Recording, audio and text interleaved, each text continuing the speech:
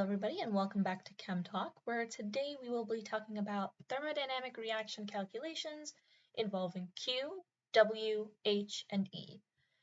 So before we start doing the calculations, we need to understand what a thermodynamic reaction is.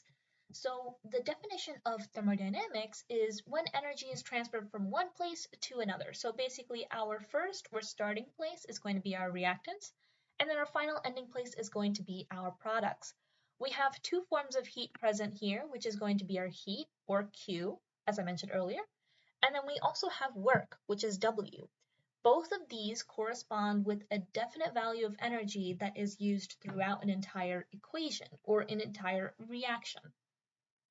There are two different types of reactions that can take place thermodynamically. There's exothermic reactions, which is when energy is released from our reactions, which means that the energy of our reactants are greater than our energy of products. So our products, since they have a lower energy must be released into our surroundings in order to reach that lower energy, which means that it is exothermic. And endothermic, on the other hand, is when energy is absorbed by the reaction. So our products have a higher energy than our reactants. So the reactants start at a lower energy and must absorb energy in order to reach that higher energy level. So the energy difference between our reactants and our products is what we call free energy, and that's the energy that is either released or absorbed. And then we also have this energy, which is E subscript A. So that is our activation energy. Today we will not be worrying about that, but I just wanted to point that out, that for any reaction, there needs to be a certain level of energy that must be reached in order to start or continue the reaction. Now, there are certain values that we can calculate to find the exact amount of energy absorbed or released by our reaction. Now we have Q, which is heat, like I mentioned earlier. We have W, which is work. We have energy, and sometimes it's referred to as U, but today we'll be referring it as E, which is internal energy. And then we also have H, which is enthalpy. Now there are many important equations for thermodynamic reactions, and it's going to take a little while for you to remember all of them because there are a lot, but they're not all used at the same time. You use different ones with different sets of knowledge that you have. So the first set of reactions that we're going to go over is for work. Now there are two ways to calculate our work. So work can either be our negative external pressure times our change in volume, or it can be our negative change in moles of gas multiplied by R multiplied by T. Now our R is most likely going to be 8.31451, and our T is going to have to be in Kelvin. So a lot of the times Kelvin is 273 plus the amount of degrees that you have in Celsius. Our change in N, or our change in moles, is going to be the number of moles of gas that are produced minus the number of moles of reactants that are produced in gas. Now, for the next one, heat is actually affected by phase change. So if you have a phase change, it's going to be two different equations that you can use.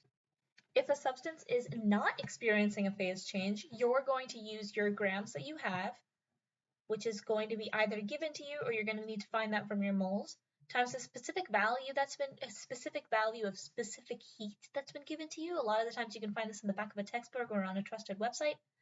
And that is also multiplied by your change in temperature.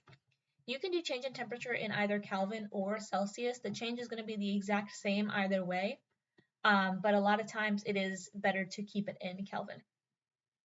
There's also the other equation, which is where you use your moles, and then you use the specific heat that is in moles instead of grams, multiplied by your change in temperature. Now, if your substance is experiencing a change in phases, that is called a transition state. Our heat is going to be multiplied by our mass, and then it's going to be multiplied by our change in enthalpy. A lot of times when a reaction is happening that is changing phases, enthalpy will be given to you. If it's not, then you can always find enthalpy again in the back of your textbook or on a trusted website. Q can also be found or calculated by multiplying our number of moles by our delta H of fusion. Now this fusion doesn't have to be from liquid to solid. It can be freezing, it can be vaporization, fusion. Like I said earlier, it can be sublimation. Any change in state that it can be, you can have a value of delta H for that. In order to find our delta H, if you're not given that, you can find delta H of the reaction by using Hess's law. So that is our heat of formations of our products times the respective moles minus our heat of formations of our reactants times its respective moles. So that is how we find the change in enthalpy. Again, these values can be found in the back of a textbook or in your website that is trusted. Internal energy is heat that is added to work. So our delta E, a lot of the times you're going to see it as Q plus W. Now I just threw a lot of information at you and you might be wondering, well, how do I use all these equations? And how do I decide which one I need to use? So we're going to go over an example right now, which the following reaction occurs with constant external pressure of 4.21 atmospheres and a constant temperature of 273 K. This reaction occurs with 3.0 moles of Cl2. The volume changes from 5.0 liters to 0.1 liters. And here we see that we have Cl2 liquid changing to Cl2 gas, and our delta H of vaporization is 20.41 kilojoules over moles. And then we're also asked to find W, Q, H, and delta E, which is our change in internal energy. First thing we're going to do is we're going to find our Q, which is pretty easy. We're going to just need to multiply the number of moles that we have by our delta H. The reason we're doing this is because we have our heat that is necessary for 1 mole. Now we need to find the heat that's necessary for all of our moles that are in the reaction. So that's why we're multiplying it by 3.01, which is the amount of moles that we have in the reaction. You're going to see that Q is equal to 61.43 kilojoules. I like to keep them in kilojoules just because the numbers just don't get as big. A lot of times your professor might ask you to convert it to joules. If that, then you will just have to multiply this amount by 1,000. A lot of times you can also convert it to scientific notation in order to express your answer in joules. The next part that we need to find is W. So a lot of times we're choosing W based on the information that is given.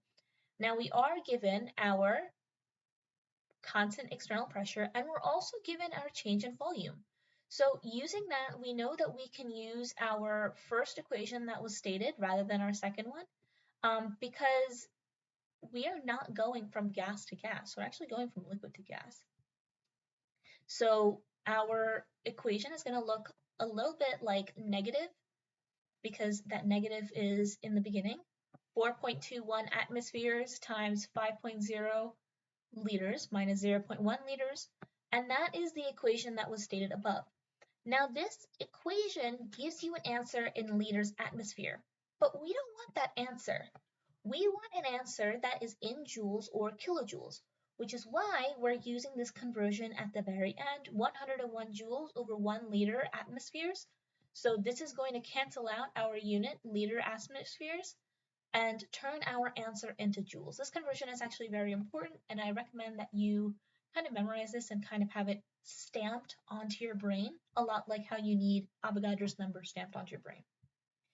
The next thing that we're going to do is find delta H. Well, lucky for us, delta H is actually given to us in our information provided in our problem. Now we can use that delta H because the reaction is actually being placed in a state of transition. And because of that, we are given the amount of enthalpy that is necessary to change our reactants from a liquid to products of a gas. So our delta H here is going to be 20.41 kilojoules over moles. Lastly, we're going to be tasked with finding our internal energy, or delta E. And like I said before, delta E is equal to our work plus our heat. So we are going to add 61.43 kilojoules, which is our heat that we found earlier, plus negative 2.083 kilojoules, which equals 59.35 kilojoules.